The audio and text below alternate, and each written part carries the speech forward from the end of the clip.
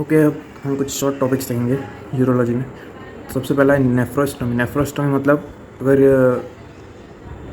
Urine drain मतलब urine output नहीं हो रहा, यूरिनेशन नहीं हो रहा पेशेंट को, तो हम क्या करेंगे, परक्यूटेनियसली कैथेटर या फिर कोई भी ड्रेनिंग ट्यूब हम डालेंगे directly into the kidney and into the जो रीनल पेल्विस होता है वहाँ पे, वहाँ से फिर हम डायरेक्ट यूरिन ड्रेन करेंगे। तो ये जो है स्किन है, हमने यहाँ से कैथेटर डाला या फिर कोई भी ड्रेनिंग ट्यूब डाली from kidney into the renal pelvis, फिर यहाँ से यूरिन हम ड्रेन करेंगे। इसे कहते हैं नेफ्रोस्टोमी, मतलब ओपनिंग इन द किडनी।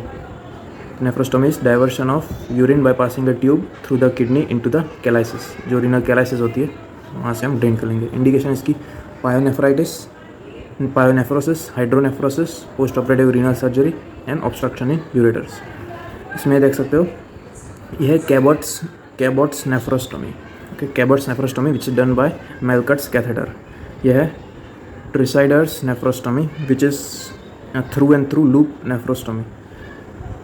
ये बहुत ही कॉम्प्लिकेटेड प्रोसीजर है। इसका टेक्निक का नाम है रेल रोड टेक्निक। के अंदर हमने डाला, फिर रिनल पेल्विस के थ्रू हमने स्किन से वापस बाहर निकल दिया। इसको कहते हैं through and through loop nephrostomy या फिर रेल रोड टेक्निक। फिर ये है परक्यूटेनियस नेफ्रोस्टोमी। इसके कॉम्प्लिकेशंस क्या क्या हो सकते हैं, लाइक ब्लीडिंग, सेप्सिस और ब्लॉकेज। फिर सुप्राप्यूबिक सिस्टोस्टोमी।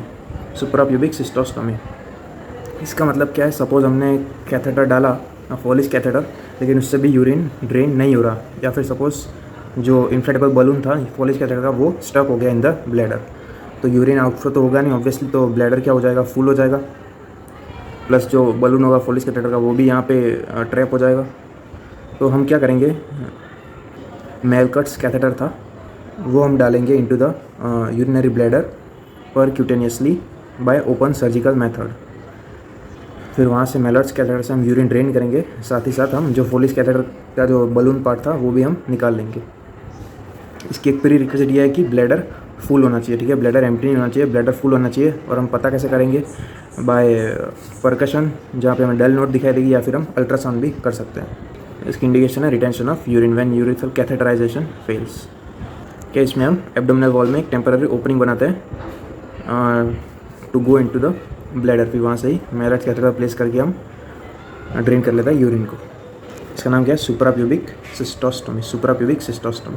इसके भी कॉम्प्लिकेशंस क्या होता है, एक तो यहाँ पे बोवेल का कोई पार्ट होगा तो वो इंजर्ड हो जाएगा, बोवेल इंजरी, पेरिटोनियम इंजरी या फिर पेरिटोनियम इन्फेक्शन, पेरिटोनाइटिस, ये सब हो सकता है।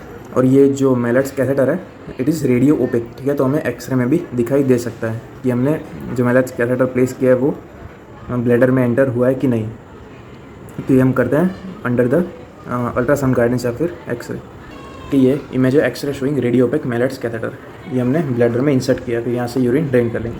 फिर देखते हैं हिमेटूरिया। हिमेटूरिया मतलब blood in the urine, simple. इसके टाइप्स कौन से होते हैं, एक तो ग्रोस, दूसरा माइक्रोस्कोपिक। ग्रोस मतलब हमें विजिबल होता है आइस के थ्रू कि हाँ भाई यूरिन में ब्लड प्रेजेंट है। दूसरा है माइक्रोस्कोपिक, जहाँ पे हम जो यूरिन एनालिसिस करेंगे उसमें हमें आरबीसीज दिखेंगे। फिर इसके कॉजेज़ जो बहुत सारे कॉजेज़ हैं, तो बिनाइन कंडीशंस हो सकती है, मैलिग्नेंट या फिर ब्लीडिंग डिसऑर्डर्स। मैलिग्नेंट में कोई भी carcinoma in whole urology system, like renal tumour, papillary carcinoma, ureteric tumour, bladder carcinoma, prostate carcinoma, urethral tumour, या कोई भी मैलिग्नेंट कंडीशन या फिर कार्सिनोमा ऑफ यूरिनरी सिस्टम।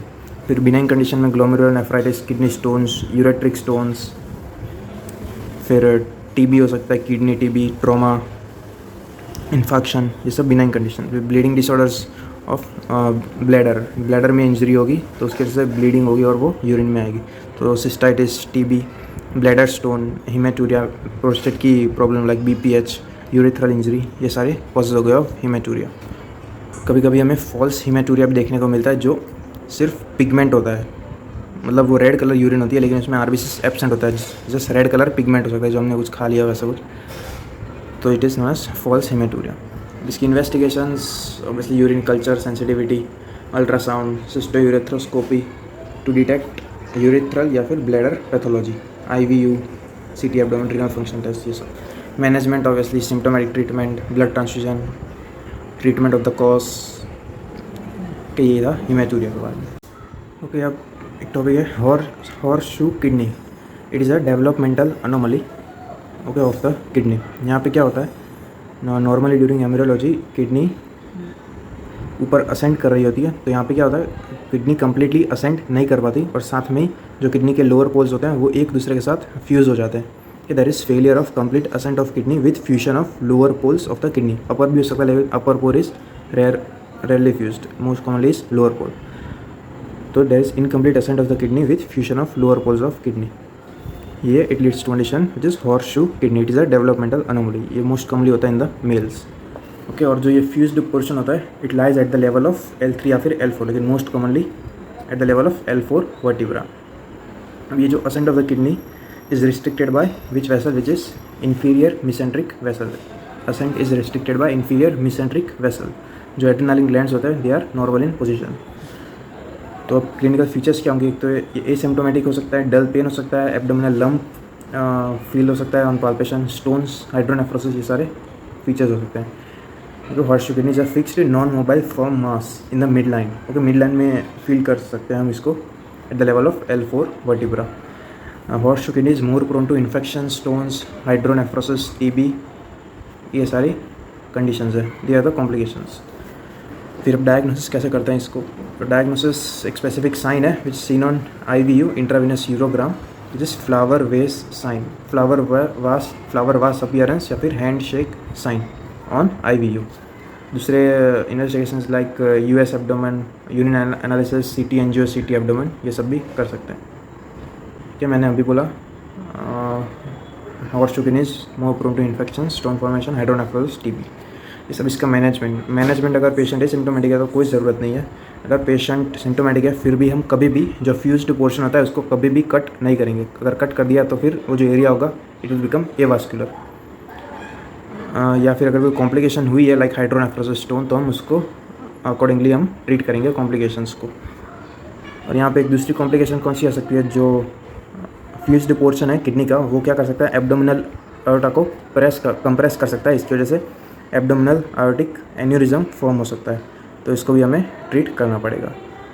अगर हाइड्रोनेफ्रोसिस है तो पाइलोप्लास्टी। ये था पूरा हॉर्सशू किडनी। याद रखना, it is developmental anomaly, failure of complete ascent of kidney with fusion of lower poles at level of L4, ascent is restricted by inferior mesenteric vessels। ये more prone to सारी complications, midline में हमें feel होता है palpation, flower vas appearance on intravenous urogram। management nothing required if patient is asymptomatic, treat the complications accordingly। और एक complication होती है abdominal aortic aneurysm। कि ये एक CT स्कैन इमेज है ऑफ